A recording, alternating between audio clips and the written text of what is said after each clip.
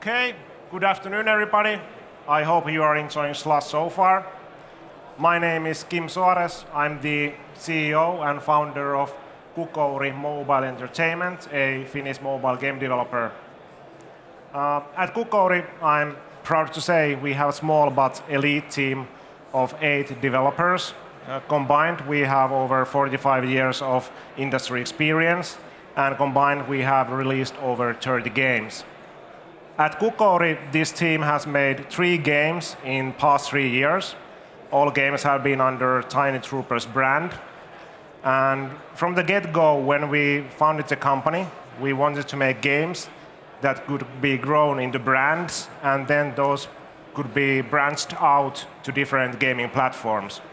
So far, different Tiny Troopers games are available on iOS, Android, Mac, PC, and all 3 PlayStation platforms. First Windows Phone version is launching next month, and next year we are launching Wii U, Xbox, and Smart TV versions. Why I'm here today is that we believe that there are 3 main areas that you need to succeed big time in mobile games these days. 1 and 2 we already have in Kokouri. First one is you have to have a great team. As I told you, we have a really experienced team. They are diamond hard professionals. And with that team, we have already made 3 different mobile games.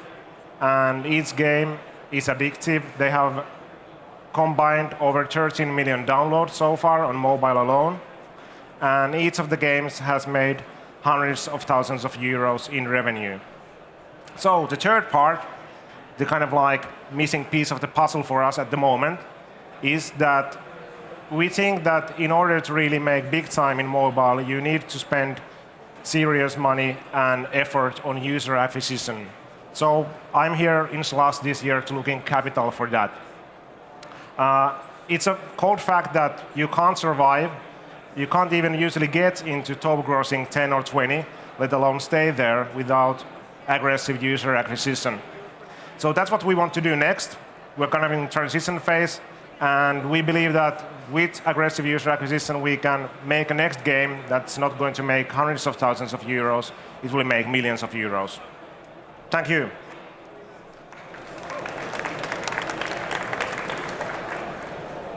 Hi, thank you so much. One question I really didn't get. What are you kind of trying to pitch, like your team, or do you have already some kind of concrete idea? So what exactly do you want to? Yes, I'm trying to pitch more to the team. We have a team that has proven that they can make good games and make revenue, and we want to kind of like accelerate us to the next phase. What kind of games do you want to make? The next game.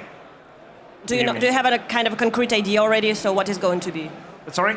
What kind of game do you want to make? Like, what is going to be? So far, our games have been action-oriented. We have a game brand called Tiny Troopers. They're small soldiers.